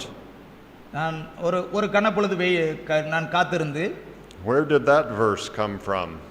இந்த வசனம் எங்க இருக்கு அப்படினு சொல்லி நான் வந்து தேட ஆரம்பிச்சேன். I hadn't been talking to God about the Gospel of John. நான் தேவனோடு கூட பேசும்போது யோவான் 1வது அதிகாரம் என்பதை நான் உணர்ந்து கொண்டேன். This passage, while familiar to me, was not what was on my mind. இந்த வசனம் எனக்கு மிகவும் அறிமுகமான வசனம், ஆனா இந்த நேரத்தில் எனக்கு அப்பொழுது தேவன் எனக்கு நினைப்பூட்டினார் திரும்பவும். Why did that scripture text run through my thoughts when I was thinking about other things?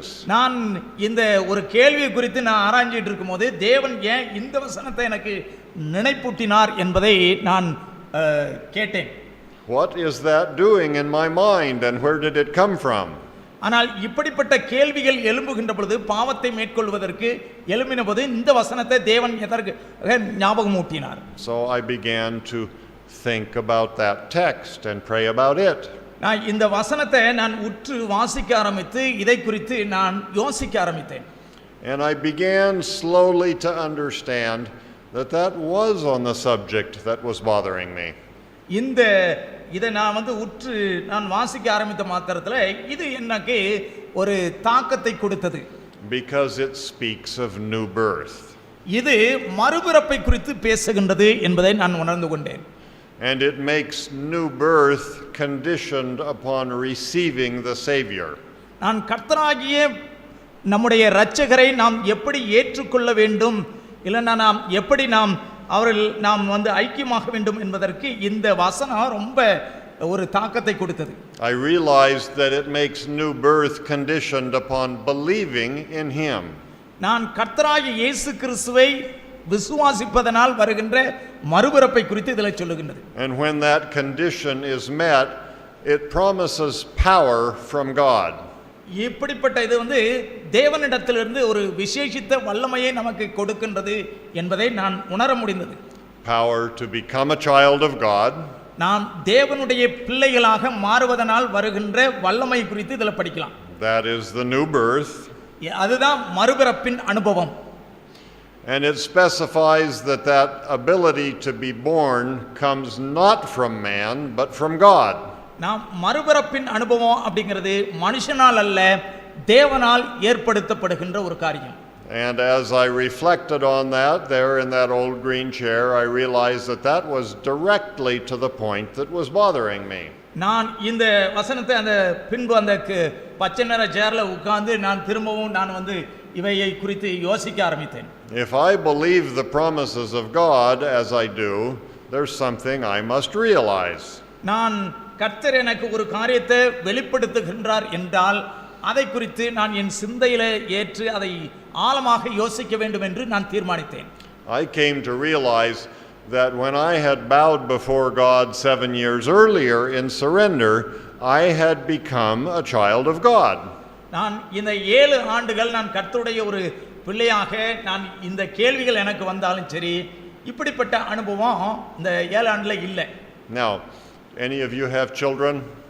உங்களுக்கு யாருக்காவது குழந்தைகள் உங்களுக்கு நம்ம வீட்டில் பிள்ளைகள் இருக்காங்களா?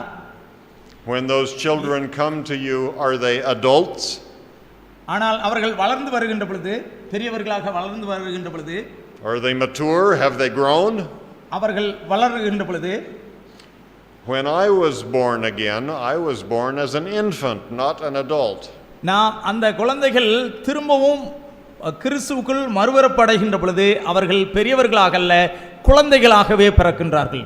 That means, of course, that I still had a great deal of growth to accomplish. அது கிறிஸ்துவுக்குள்ளாக அவர்கள் மறுபிறப்பின் அனுபவத்தில் அவர்கள் பிறக்கின்றார்கள். It was pretty certain I was going to make mistakes. ஆனால் நான் அதை 7 ஆண்டுகள் உணர நான் யோசிக்கல. Who has raised children who have not fallen down and bloodied their noses? ஆமா, அவர்கள் நம்முடைய அந்த முகத்தை நன்றாக அடையாளம் கண்டு கொள்ள முடியும். And yet 7 years earlier I had been born. நான் 7 ஆண்டுக்கு முன்பாக நான் மறுபிறப்பின் அனுபவத்துக்குள்ள வந்தாலும் சரி, இப்பொழுதுதான் என்னுடைய அந்த வளர்ச்சி இந்த வார்த்தைகளை குறித்து தேவனுடைய வெளிப்பாடுகளை குறித்து உணர்ந்து கொள்ள முடிஞ்சது. And I came to realize really remarkably quickly what I had been trying to do for those past 7 years. நான் இந்த கடந்த 7 ஆண்டுகளில் உள்ள காரியங்களை நான் திரும்பவும் நான் நோக்கி பார்த்தேன். What I had really been trying to accomplish was to find a way to be born. நான் மறுபடியும் பிறந்ததனுடைய அந்த அனுபவத்தை 7 ஆண்டுக்கு பிறகுதான் நான் உணர்ந்து கொள்ள முடிந்தது. I was trying to find a way to be accepted and forgiven. நான் என்னுடைய தவறுகளை ஏற்றுக்கொண்டு அவைகளை நான் தேவனிடம் ஒப்பு கொடுத்து நான் அறிக்கையிட்டு விட்டு விட்டேன். I was trying to find the assurance that I was a member of the family of God. நான் தேவனுடைய குடும்பத்தில் ஒரு அங்கத்தினர் என்பதை என்னால் இந்த 7 ஆண்டுக்கு பிறகுதான் நான் நிச்சயித்துக் கொள்ள முடிந்தது. Do you hear the circle in my reasoning? என்னுடைய இந்த பகுத்தறிவில் உங்களுக்கு நான் எந்த நிலையில் இருந்தேன் அப்படிங்கிறதை நீங்கள் உணர்ந்து கொள்ள முடியும். I was born first. நான் முதலாவதாக பிறந்தேன். And then I spent the next 7 years struggling to be born. நான் திரும்பவும் பிறக்க வேண்டும் என்பதற்காக நான் 7 ஆண்டுகள் நான் வந்து பாடுகள் பட்டேன். And the Lord convinced me through this text on that day. ஆனால் இந்த குறிப்பிட்ட நாள்ல 7வது வருஷத்துல இந்த வசனத்தின் மூலமாக தேவன் எனக்கு ஒரு அறிவை கொடுத்தார். That I was struggling, I was fighting the wrong fight. நான் தேவனோடு கூட ஒரு நீண்ட ஒரு போராட்டத்தை போராடினேன் என்பதை உணர்ந்து கொண்டேன். He reassured me that I had already been born into his family.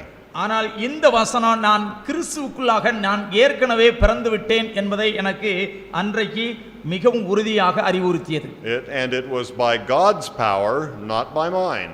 அது என்னுடைய அந்த மனுஷிகத்தினால் அல்ல, தேவனாலே நான் பிறந்திருக்கிறேன் என்பதை எனக்கு உணர்ந்து கொள்ள அறிவுறுத்தியது. Think about it. How many of you brought about your own birth? நீங்கள் எத்தனை பேர் How many of you brought about, caused your own birth? நீங்கள் எத்தனை பேர் உங்களுடைய மறுபிறப்புக்காக திரும்ப இப்படிப்பட்ட ஒரு அழைப்பை நீங்க கொடுத்துட்டு இருக்கீங்க? It doesn't work that way, does it? ஆனால் இவைகள் நம்முடைய சிந்தையில வேலை செய்தா All of us know that someone else is responsible for our natural birth. நாம் சில நேரங்களில் நினைக்கிறோம் நம்முடைய இயற்கையான பிறப்பு நம்முடைய பெற்றோர்களை சார்ந்தது என்று. It wasn't accidental that God compared the start of our spiritual life with birth.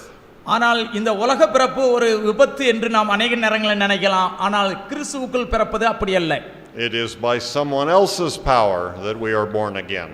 ஆனால் இது தேவனுடைய வல்லமையினாலே நாம் திரும்பவும் பிறக்கின்றோம். That was quite a discovery for me. அதுதான் நான் கற்றுக்கொண்டது. மறுபிறப்பு என்பது தேவனுடைய வல்லமையினால் நாம் பெற்றுக்கொள்ளக்கூடிய காரியம். What a discovery to realize that I was already part of the family that I was trying to qualify myself for. இந்த வசனங்கள் மூலமாக நான் கற்றுக்கொண்டது நான் மறுபடியும் கிறிஸ்துவுக்குள்ளாக நான் ஏற்கனவே பிறந்து விட்டேன் என்பதை அறிந்து கொள்ள இது உணர்த்தியது. What an awakening to discover that the assurance I had been fighting for was already mine. ஆனால் நான் எதற்காக நான் போராடினேனோ, என்ன நிச்சயத்திற்காக நான் தேடினேனோ, அது ஏற்கனவே இந்த வசனத்தின் மூலமாக நான் பெற்றுக்கொண்டேன் என்கின்ற அந்த அறிவை கொடுத்தது. What a relief to stop fighting for what I already had. நான் ஏற்கனவே நான் வந்து அந்த போராட்டத்தில் நான் போராடி கொண்டிருந்தேன். இப்பொழுது தேவன் இந்த வசனத்தின் மூலமாக எனக்கு ஒரு விடையை கொடுத்தார். The simple knowledge that I am just a little child and God is my father. நான் ஒரு சிறு குழந்தை, கர்த்தர் என்னுடைய தகப்பன் என்பதை நான் உணர்ந்து கொண்டேன். Take a moment to remember. I think you may be able to remember what it was like. அதே போல நம்முடைய வாழ்க்கையும் நீங்க யோசிச்சு பாருங்க. நம்முடைய வாழ்க்கையில கர்த்தர் தான் நம்முடைய ஆவிக்குரிய மறுபிறப்பினுடைய தகப்பன் என்பதை உணர்ந்து கொள்ள முடியும். For me, one of my earliest memories is sitting in my father's lap. ஆனால் நான் என்னுடைய தகப்பனாருடைய மடியில இருந்த அந்த காலங்களை நான் யோசிச்சு பார்க்கிறேன். My ear up against his chest, listening to it rumble as he spoke. அவர் சொன்ன காரியங்கள், அவர் எனக்கு சொன்ன அந்த கதைகள், அதெல்லாம் நான் திரும்பவும் நினைச்சு பார்க்கிறேன். Trying to figure out what he was talking about, yes. Yes. அவர்கள் சொல்லிக் கொண்டிருந்த அந்த காரியங்களை நம்ம நினைச்சு பார்க்கலாம். But no worries about what I still needed to accomplish. ஆனால் அவைகள் சில நேரங்களில் என்னுடைய வாழ்க்கையில ஞாபகத்துக்கு வராமல் இல்ல நிறைவேறாம போகக்கூடிய காரியங்களாக இருக்கலாம். No fear over what might come tomorrow. ஆனால் என்னுடைய அப்படிப்பட்ட காரியங்கள் எனக்கு எதிர்காலத்தில் ஒரு பயத்தை கொடுக்கக்கூடிய காரியங்களாக இருக்கலாம். Just to sit on my big powerful father's lap and let him hold me. ஆனால் என்னுடைய பரமபிதாவாகிய அவருடைய மடியில உட்கார்ந்து நான் கேட்கின்ற இந்த காரியங்கள் எல்லாம் எனக்கு ஒரு தைரியத்தை கொடுக்கக்கூடியது, பயமற்ற காரியம் என்பதை உணர்ந்து கொள்ள முடியும். Where is the fear in that picture? பயம் நமக்கு எப்படி வருகின்றது? Where is the anxiety and the frustration in that picture? நமக்கு எப்படி ஒரு பெரிய எதிர்பார்ப்பு, ஒரு ஒரு ஒரு பயம் வந்து தென்படுகின்றது? Trusting yourself to the care of your father is a peaceful experience. நம்முடைய தகப்பனாரை நாம் சார்ந்து வாழுகின்ற பொழுது அது நமக்கு பயம் வராது, இல்லைன்னா ஒரு நடுக்கம் வராது. அதே போல நம்முடைய பரம தகப்பனை சார்ந்து இருக்கின்ற பொழுது அப்படிப்பட்ட காரியம் வராது. He is the one who brought me into his family. அவர்தான் என்னை இந்த குடும்பத்திற்குள்ளாக என்னை அழைத்து வந்திருக்கிறார். Why would I try to convince him to let me be a part of the family? நாம் அப்படிப்பட்ட ஒரு குடும்பத்தில் நாம் ஒரு அங்கத்தினர்கள் என்பதை நாம் நினைத்து பார்க்கின்ற பொழுது ஆச்சரியமாக இருக்கின்றது. Can you imagine what it would feel like for you if your children kept begging you to accept them? நாம் நம்முடைய குழந்தைகள் நம்மிடத்தில் வந்து கெஞ்சி கூத்தாடி என்ன இந்த குடும்பத்தில் சேர்த்துக்காங்க அப்படின்னு சொன்னா நமக்கு எப்படி இருக்கும்? What a blessing it has been for me to learn to trust my Father. ஆனால் கர்த்தர் நான் என்னுடைய அந்த தேவனை நான் சார்ந்து வாழ்வதற்கு கர்த்தர் எப்படிப்பட்ட பாடத்தை கொடுத்திருக்கிறார். He reintroduced me to a whole new kind of security and peace of mind. எனக்கு மனசுல ஒரு சமாதானத்தையும் எனக்கு ஒரு பெரிய பாதுகாப்பையும் இந்த குடும்பத்திற்குள்ளாக தேவ குடும்பத்துக்குள்ள கொண்டு வந்து எனக்கு அவர் கொடுத்திருக்கிறார். He showed me a level of peace that I never imagined with my human parents. என்னுடைய உலக பிரகாரமான பெற்றோர்கள் மூலமாக கிடைக்காத இந்த சமாதானத்தையும் பாதுகாப்பையும் தேவன் எப்படி கொடுத்திருக்கிறார் என்பதை அறிந்த பொழுது ஆச்சரியமாக இருக்கின்றது. I will tell you and I will tell anyone that I know I am a member of the family of God. நான் யாரிடையும் தைரியமா சொல்லுவேன் நான் தேவ குடும்பத்தினுடைய அங்கத்தினர் அப்படிங்கறத ஒரு குடும்ப நபர் அப்படிங்கறத சொல்ல முடியும். And I can say that with perfect confidence because I know that it didn't come about by my effort. இது கடந்த நாட்கள்ல வந்த அந்த மாதிரி போராட்டம் இப்பொழுது இல்லை. God brought me into his family. தேவன் என்னை இந்த குடும்பத்தில் ஒரு குடும்ப உறுப்பினராக கொண்டு வந்திருக்கிறார். Because I received his son. அவர் என்னை அவருடைய குடும்பத்தில் ஒரு குமாரனாக மகனாக ஏற்றுக்கொண்டார். Because I simply childishly trusted myself to his son. நான் ஒரு குழந்தைத்தனமாக என்னுடைய தகப்பனாரை எப்படி சார்ந்து வாழ்கின்றனோ அதே போல என்னுடைய பரம தகப்பனை சார்ந்து வாழுகின்றேன். Now I know that I mentioned that when I was born I was just a baby. நான் இந்த உலகத்தில் பிறந்தபோது எப்படி ஒரு குழந்தையாக இருந்தனோ. It sounds silly even to say, doesn't it? அது சில நேரங்களில் அது சிறு பிள்ளைத்தனமாக இருக்கும் சொல்லுவதற்கு. And by his training and his example I've been slowly growing ever since. அது என்னுடைய அந்த தகப்பனாருடைய அந்த பயிற்சி அவருடைய அந்த கல்வியில நான் வளர்ந்த காரியங்கள் ஒரு வளர்ச்சி கொடுத்திருக்கலாம். Children have a lot of challenges to face as they grow up, don't they? சிறு குழந்தைகள் வளர்ந்து வருகின்ற பொழுது நிறைய சவால்களை சந்திக்கின்றார்கள். I see some little ones sitting right over here. இங்க ஒரு சிறு குழந்தைகள் உட்கார்ந்திருக்காங்க நான் பார்க்கிறேன். And I think if we could ask them questions and they weren't too shy to answer, they would tell us. அந்த சின்ன பிள்ளைகள்ட்ட நம்ம ஒரு சில கேள்விகளை நம்ம கேட்டனா அவங்க வெட்கப்படுவாங்க இத குறித்து சொல்வதற்கு. There have been problems today. அது ஒரு பிரச்சனை. There are things they don't know how to do yet. நாம் அவைகளுக்கு எப்படி பதில் சொல்ல வேண்டும் என்று அவர்களுக்கு தெரியாது. There are things they're trying to figure out every day in their own way. அவங்க வாழ்க்கையில அவங்க இஷ்டத்துக்கு அவங்க போவாங்க. Do you think we're likely to throw them out of the family because they're still learning? ஆனால் இன்னும் அவர்கள் அந்த கற்றுக்கொள்ளுதல்ல வளர்ந்துகிட்டு தான் இருக்கிறாங்க. ஆனால் அவர்கள் இந்த குடும்பத்தினுடைய ஒரு அங்கத்தினர் என்கின்ற உணர்வு அந்த பிள்ளைகளுக்கு இருக்காது. If you won't throw your children out for making a mistake or even two mistakes, how can you imagine that God would do that? நீங்க அந்த குழந்தைகளை நாம வந்து சில நேரங்களில் அவர்களை குற்றப்படுத்தி அவர்களை காயப்படுத்துகின்ற பொழுது அவங்க எவ்வளவு கஷ்டப்படுவாங்க. அவங்க அதே போல நம்முடைய தேவன் நம்மளை அந்த குடும்பத்தினுடைய சிறு குழந்தையாக இருக்கின்றவர்களை அவர் கண்டித்தால் எப்படி இருக்கும்? How could I have ever imagined that he was watching me to make sure I got it right before he finally accepted me? அவர் என்னை ஏற்றுக்கொண்டார் என்கின்ற அந்த உணர்வை அந்த அறிவை நாம் அடைய வேண்டும் என்று தேவன் ஆசைப்படுறார். What a peace, what an assurance I have found in the realization that I am already a child of God. நான் கர்த்தராகிய இயேசு கிறிஸ்துவினுடைய குடும்பத்தில் நான் ஒரு அங்கத்தினர் அப்படிங்கிறது எவ்வளோ ஒரு ஆச்சரியமான ஒரு சமாதானத்தை எனக்கு கொடுக்குது பாருங்களேன். I need to be serious and responsible about my growth, of course. நான் என்னுடைய வளர்ச்சியை குறித்து நான் ஒரு நிச்சயமுடையவனாக நான் இருக்கிறேன். I need to remain loyal to my father. நான் என்னுடைய தகப்பனாருக்கு பரம தகப்பனுக்கு நான் உண்மையாக இருக்க வேண்டும். But it is foolish to imagine that I must keep qualifying myself to become his son. நான் அவருடைய குமாரனாக தகுதிப்படுவதற்கு சில காரியங்களை செய்யணும் அப்படிங்கிறது யோசிக்கிறது ஒரு அறிவீனமான ஒரு காரியம்தான். My work is no longer to become a son. என்னுடைய வேலை இதற்காக நான் செய்யப்படுகின்ற அந்த முயற்சிகள் ஒரு ஒண்ணும் இல்லை. My work is to learn to live as a son. நான் ஆனால் அப்படிப்பட்ட குமாரனாக வாழ வேண்டும் அப்படிங்கிறத நான் என்னுடைய பணியின் மூலமாக முற்படுகின்ற காரியங்கள் ஒன்றுமில்லை. My work is to learn daily better how not to dishonor the family name. நான் ஆனால் என்னுடைய குடும்பத்திற்கு ஒரு கனவீனத்தை ஏற்படுத்துகின்ற ஒரு செயலை நான் செஞ்சிடக்கூடாது அப்படிங்கிறது ஒரு பயம் இருக்கு. God's family has certain principles and characteristics that they live by. தேவனுடைய குடும்பத்திற்கு ஒரு குணலட்சணம் நட்பெயர் இருக்கின்றது. Just as your family has characteristics that identify it.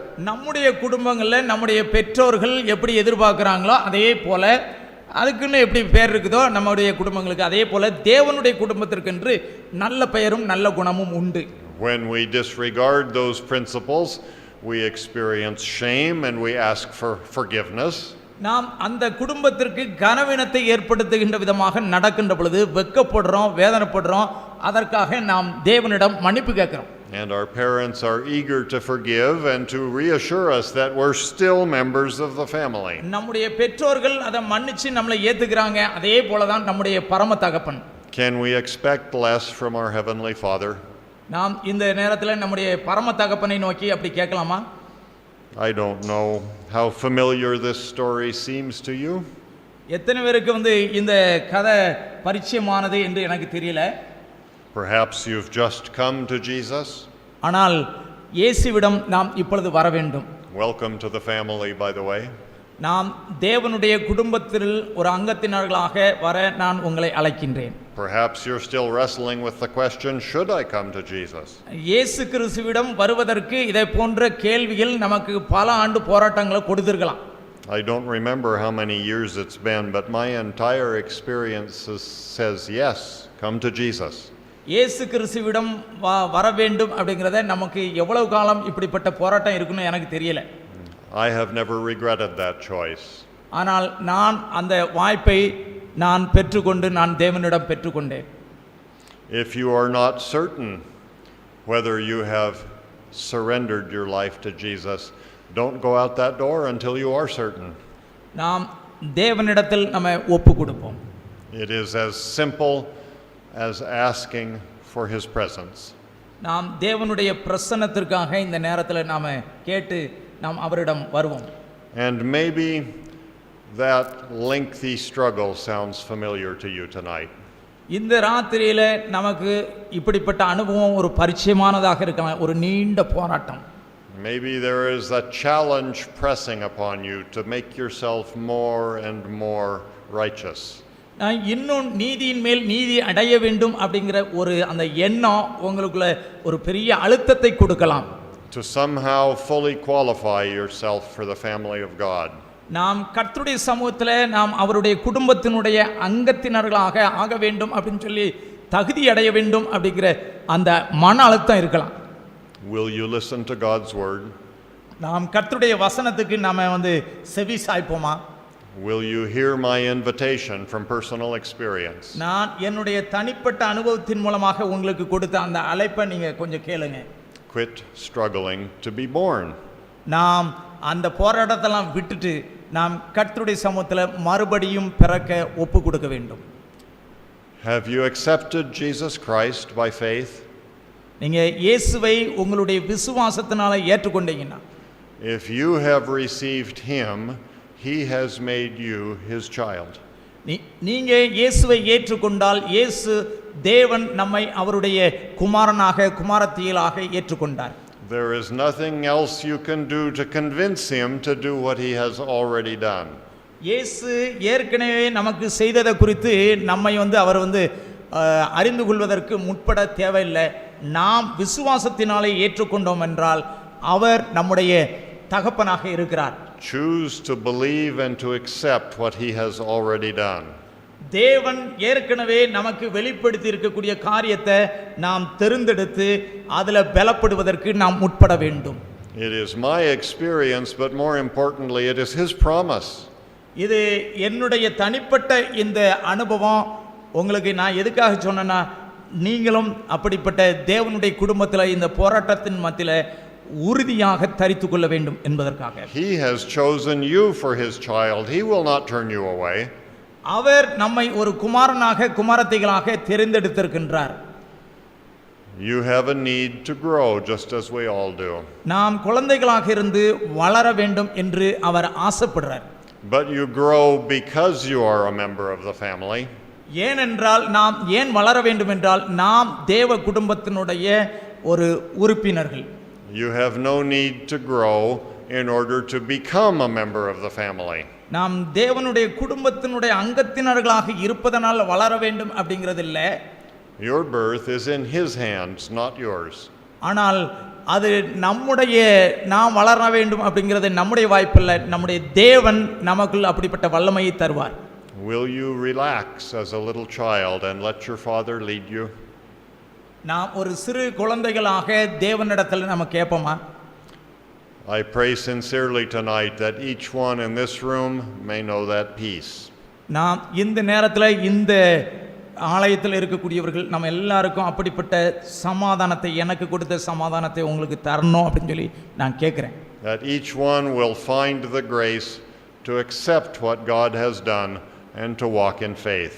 தேவன் நமக்காக என்ன செய்தார் கிருபையினால அதை நாம் ஏற்றுக்கொண்டு நாம் தேவனுடைய அங்கத்தினர்களாக வளர வேண்டும் அப்படின்னு சொல்லி நம்ம எல்லாருக்காகவும் நான் ஜெபிக்கிறேன். And just as my life has never been the same, that peace will change your life.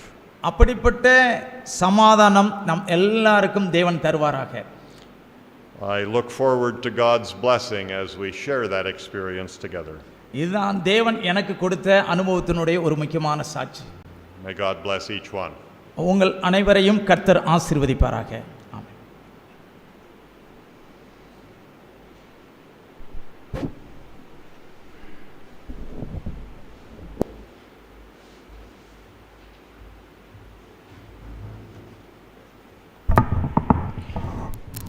ஒருவன் ஜலத்தினாலும் ஆவினாலும் பிரபவிட்டால் தேவனுடைய ராட்சியத்தை காண மாட்டான் என்று மெய்யாகவே சொல்கிறேன் என்று ஆண்டவர் யோவான் 3ஆம் அதிகாரத்தில் சொல்லியிருக்கிறார். என்ன ஒரு assurance! God gives assurance when you're born again with the water and spirit. அதை பற்றி பாடல் தேவ நிச்சயம் இயேசு என் சொந்தமே. Blessed assurance is that Jesus is mine. யாவர் எழுமி நின்று பாடுவோம். 247.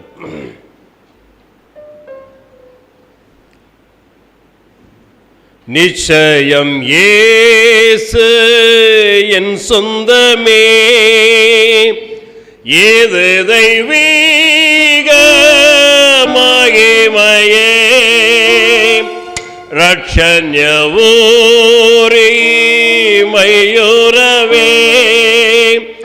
வந்தேன் சுத்திகாரம் பெறவே, ஏதை என் சாட்சி என் கீதமே, மீட்பரை போற்றல் எக்காலமே, இதை என் சாட்சி என் கீதமே, மீட்பரை போற்றல் எக்காலமே, பூரண பாக்கியம் தாழ்மையும் எனக்குண்டு உயர் காட்சியும், விண்தூதர் வானிறங்கினார், அன்பினிதோலிதோனித்தார், ஏதை என் சாட்சி என் கீதமே, மீட்பரை போற்றல் எக்காலமே, இதை என் சாட்சி என் கீதமே, மீட்பரை போற்றல் எக்காலமே.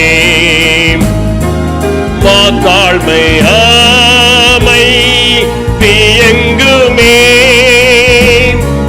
மீட்பரில் ஆனந்தம் பெறுவேன்.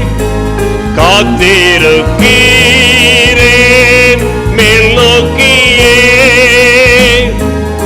அவர் அன்று தயை நிறைந்தே. இதை என் சாட்சி என் கீதமே மீட்பரை போற்றல் எக்காலமே. இதை என் சாட்சி என் கீதமே மீட்பரை போற்றல் எக்காலமே. யாவரும் நின்றவனமாக தலை வணங்கும். பிரதர் ஸ்டீஃபன் செல்வராஜ் அவர்கள் நம்முடைய ஜெபத்தை எடுப்பார்கள். ஆசீர்வாத ஜெபத்தை நம்முடைய சபை போதகர் அவர்கள் எடுப்பார்கள். Brother please come friend.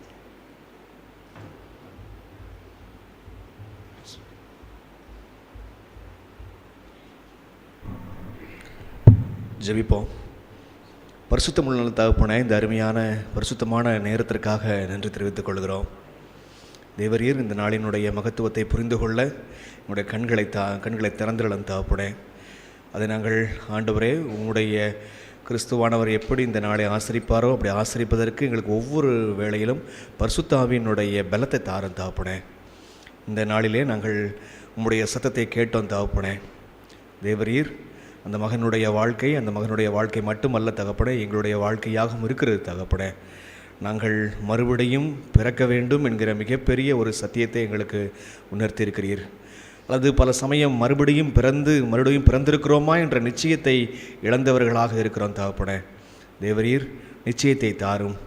சிலுவையை நோக்கி பார்த்து சிறு குழந்தையாக பிறக்கின்ற அந்த அனுபவத்தை தாரும். புது இருதயம் எங்களுக்குள்ளாக பிறக்கட்டும் தாப்பனே. புதிய சுவாபங்கள், புதிய நோக்கங்கள், புதிய பாரங்கள் எங்களுக்குள்ளாக பிறக்கட்டும் தாப்பனே.